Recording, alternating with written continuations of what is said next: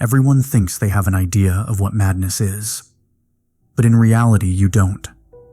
I've come to accept that our physical death is nothing compared to what happens in the other plane, and there is nothing we can do about it. An unseen world that we share with our counterparts. The madness I will never understand.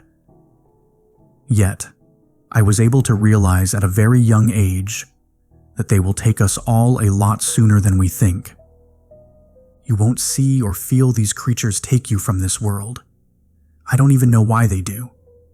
They just exist to do whatever they so choose, from what I've gathered over the years. It all started when I was 5 years old. I was the kid who thought everything I didn't have was cool. I used to put on my fake retainer in the morning, wear my mom's glasses even though they made me blind, and touch everything and anything in reach.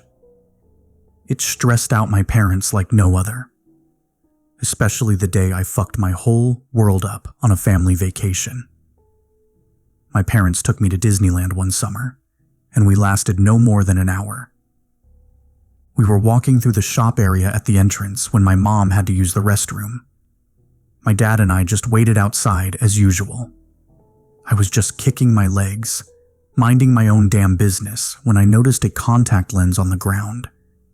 Curiosity kicked in like no other. My mom had some that changed her eye color, and I wanted to be like her. It grosses me out knowing I didn't even wipe the thing down, but it's not like it mattered anyway.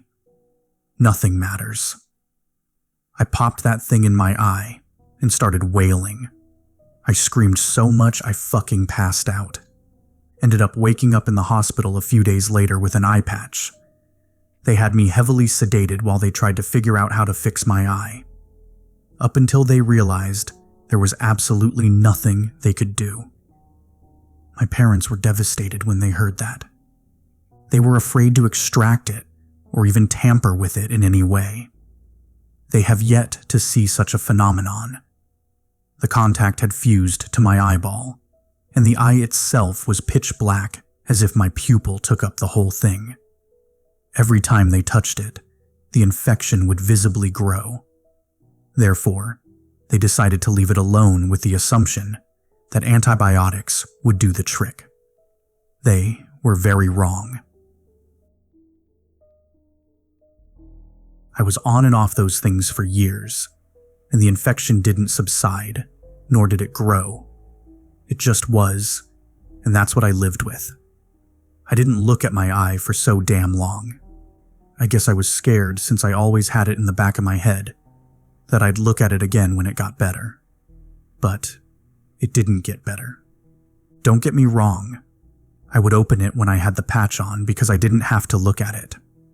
The first time I opened my disgusting eye without the patch, I thought I lost my mind. I was 10 and decided to open it in the mirror before I got in the bath for fuck's sake. I was confused and mortified. I saw myself and someone who looked like me, but they weren't. His features were almost exact, except for his long hair, which I did not have, and he had a smile that was cut from ear to ear. He didn't even look at me. At the time, I thought he was looking up at something. I still don't know if they have a consciousness of their own, considering we follow the same path from what I've seen, just in different planes of existence. I fell right on my ass before I scurried away from the mirror. That's when I got a good look at the madness itself. Everything had a yellow hue to it, as if the world was stained with cigarette smoke. The first thing to catch my attention was the tube of toothpaste. It had a different logo on it that read, Grest Bile Paste. Second was the bathtub. The water was a greenish-brown color, filled with all my action figures. The thing was, those action figures looked like small humans that were pale as can be, with blue lips wearing plastic garbs. They all reached out to me, with their mouths wide open like they were drowning.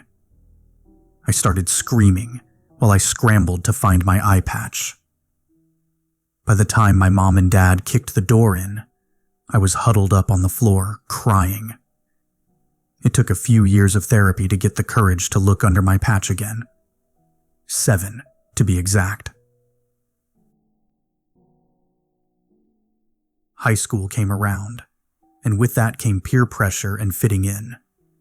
My patch surprisingly made me quite popular. Sympathy or not, I never had issues making friends. Some of my friends and I decided to take a trip to the boardwalk. We even got our buddy's older brother to get us some beer before we headed out that way. It was the first time I had a beer outside of my dad's supervision, and of course, I overindulged. Not like I was throwing up or anything. We were all just lounging until one of my friends got the bright idea to snatch off my eye patch. We were drinking, so it was all just fun. Then they asked if they could see it. Out of all these years, the only people to see my eye were the doctors, my parents and myself that one time, so I said, "Fuck it. Why not?" I opened my eye and there it was. They looked in amazement as I looked in horror.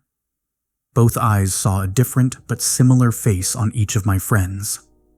One was missing its lower jaw, with its tongue whipping around like a snake. The other had a quarter of his head missing, with rotten bananas sticking out of his skull. One of my eyes saw them looking at me, while the other saw their counterparts staring at the sky. They kept asking me what was wrong, but I was too busy taking in the view. A couple was pushing a stroller with their intestines hanging out the back of their shorts that dripped a blue substance. Insects were buzzing wildly above the stroller, getting picked out of the air, one by a green tongue.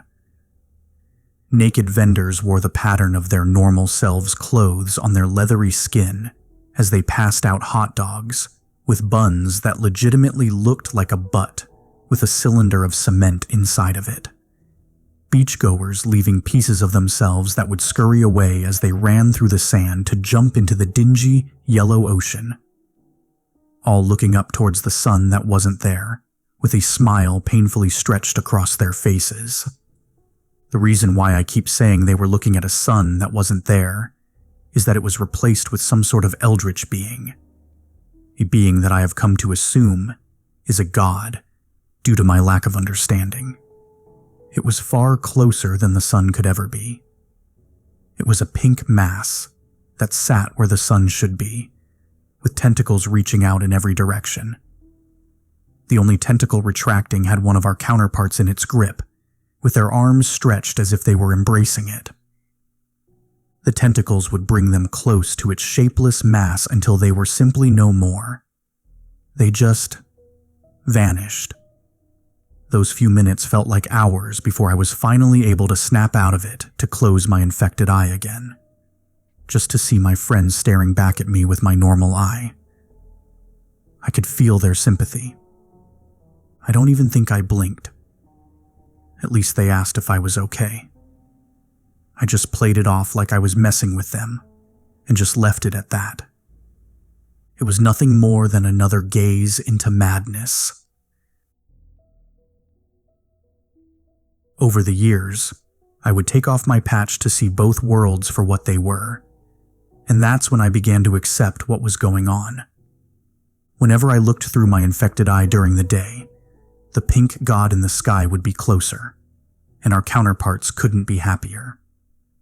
I also realized that the tentacles were taking those who had passed by another's hand.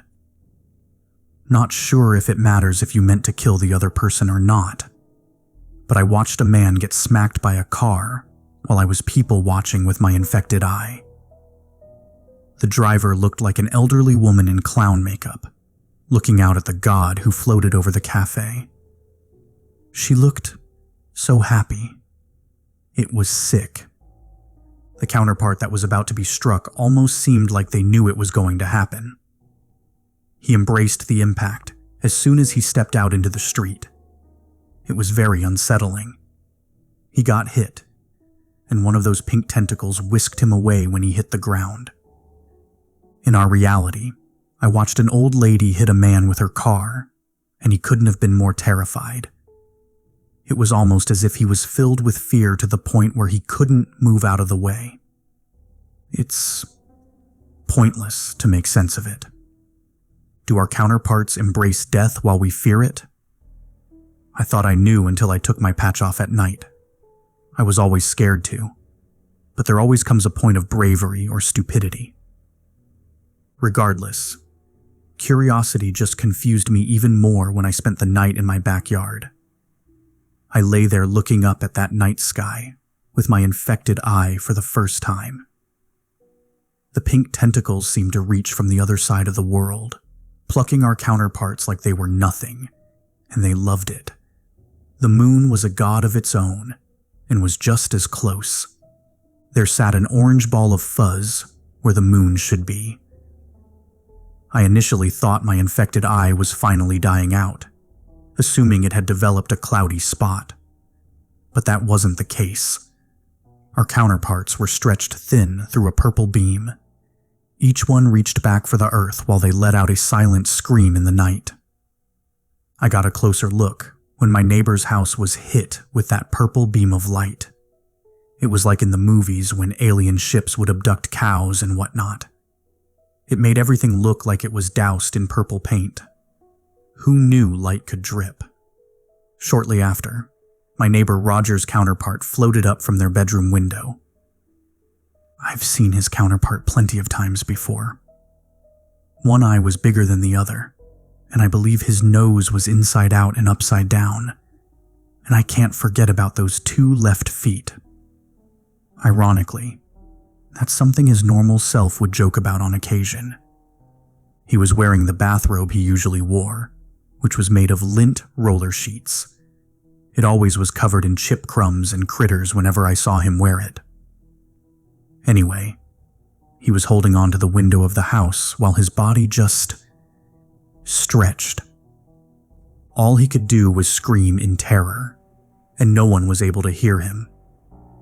He was stretched so thin that he looked like a piece of fleshy rope, all until he touched the orange ball of fuzz and turned into ash from the top down like a bolt of lightning striking the house.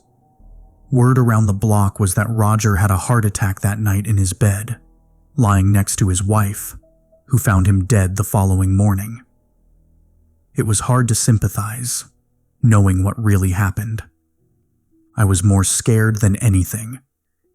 I became more and more comfortable over time walking around with both eyes open. It wasn't necessarily pleasant to look at, so I was often avoided. It did get confusing at times, but I needed to know how much time we have left.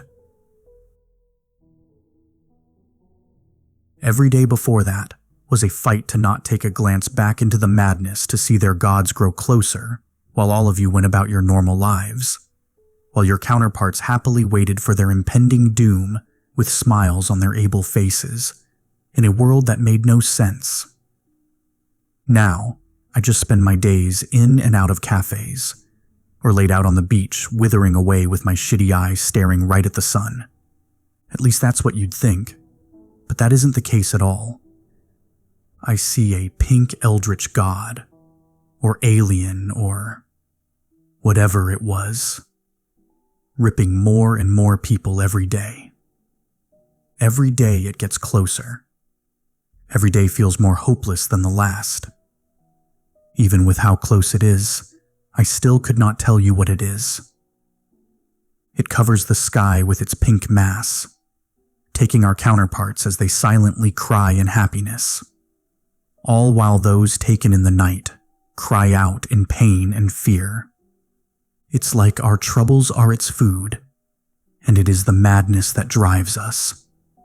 Or is it the anguish of dying alone that seems to stretch on for eternity until you are no more?